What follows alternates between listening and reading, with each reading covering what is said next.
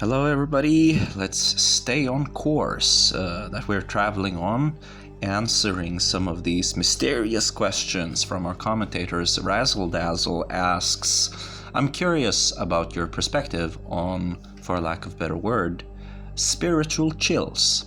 What can you do with these once you're able to experience them at will? Okay, so I guess you've managed to get in touch with that autonomous meridian response, and you can now kind of summon forth a stream that might trigger goosebumps. If this is what you're doing, I'm not sure, dude, but isn't it called something like controlling the winds of the body? It's essentially something that happens when you get a lot of attention points, and you get very good practice and moving and scanning throughout your body, that the way you scan your body becomes a little bit different and goes over to being more fluid-like. So you have a stream. I think everyone has it, or at least, if they try, it will be some sort of that kind of experience happening very quickly.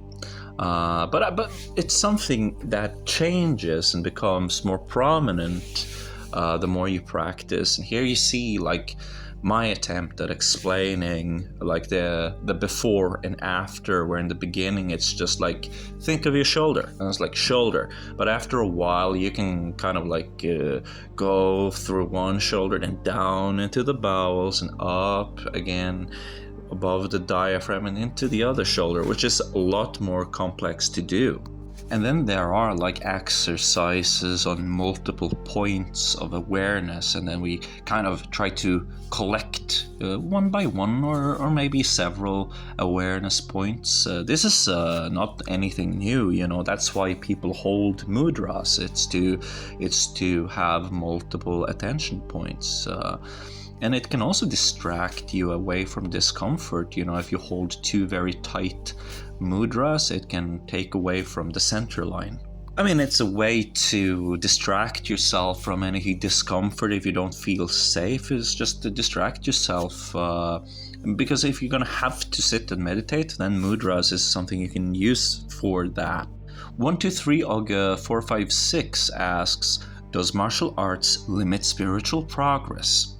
How can one implement mixed martial arts in mixed ascension arts? Furthermore, I replied, I do martial arts. I might have something to contribute. I know, I picked it up from your videos. I'm learning healing right now, and my teacher explained it's best to not be in that energy of combat. Okay, so we're gonna have to try to avoid that.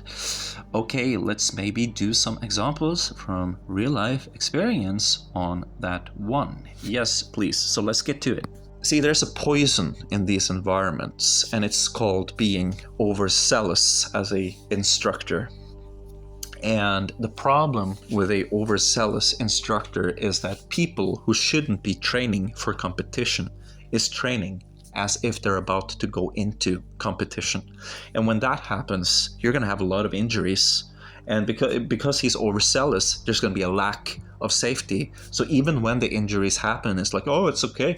Well, we have to, in this club, in Brazilian Jiu-Jitsu, we have to train hard. Or like, oh, mate, it's old school boxing. It's old school boxing.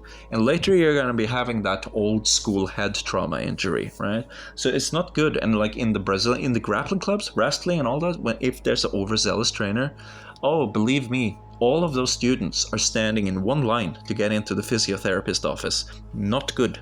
And then, of course, we have the cult-like behavior in the Mac dojos, which everybody know all too well by now. And that's something you need to stay away from, because it's going to turn you into a bitch.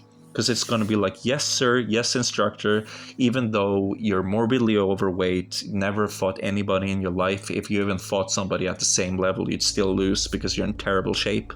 And those are real problems. But there are good instructors and good martial arts also out there. There are even good MMA instructors out there with competition focus, and they know that it's a matter of cooperation. The fight is won while training for it, which is why you mustn't be overzealous, because not everybody has 8 hours to put into practice before going into like their next fight. But if you have a fight tomorrow and your guard is good enough, we need those 8 hours. But that's okay, because you want it. But you cannot take somebody who's just, it's a hobby to me, I have a life, you know, and then all of a sudden come out of the blue and demand that they put in 8 hours, right? So overzealous instructors, that's so humble. Yeah, if you understand what I mean by humble, not just like, you have to be skillful understanding when I say humble. Like, I have a black belt, it doesn't matter. We're equals, right? I'm just teaching you. I have some responsibilities. Because of that, I've received a certain color on my belt, okay? And I want the best for you. If you want to go tournament, we're going to go tournament. But even if not, even if it's just for hobby, the way I'm going to correct the pad work is going to be like, ooh, ha, you know, your guard, it has to be up here because it's supposed to protect your chin. Because maybe you're not going to compete, but you're going to hold pads, right? You're going to hold pads. So it's very helpful. And when we spar, we go so light, because then we actually can have 8 hours of sparring if we're ever going to do that. Now here you see some patterns. This is like yoga. Think yoga. And what yoga, that means union, right? And what you're going to get from doing it is what we call form wisdom. I call it form wisdom because it's something you have even if you didn't have a body. If you have form wisdom and you're just resting on your back, relaxing, and you think about scoring a goal or hitting those pads or whatever you think about, then you will notice that your body starts twitching as if you were performing that movement. And when you get to a certain level of withstanding relaxation, your body is going to be completely still, but you're still going to feel your body moving. You're going to feel your astral body moving.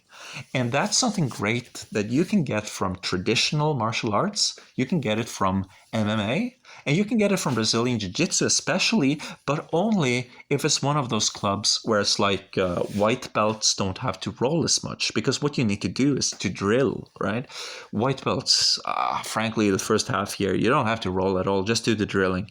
Because why should you roll? Unless if it's like, go with the instructor and see what he can do. This you could also learn. And it's just a guarantee that this is legitimate, right? That's cool. 5 minutes of that, not a waste of time.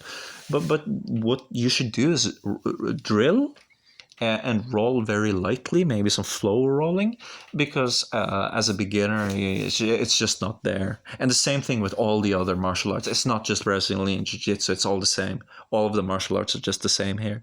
So that's something you could look into. And that's not combat energy. The movement patterns, that's a relaxation from combat energy. That's like making it equal. It's just movement. It's just beautiful.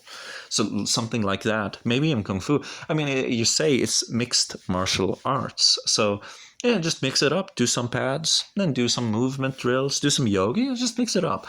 And yeah, it's going to be fine. But be aware of those issues I told you about.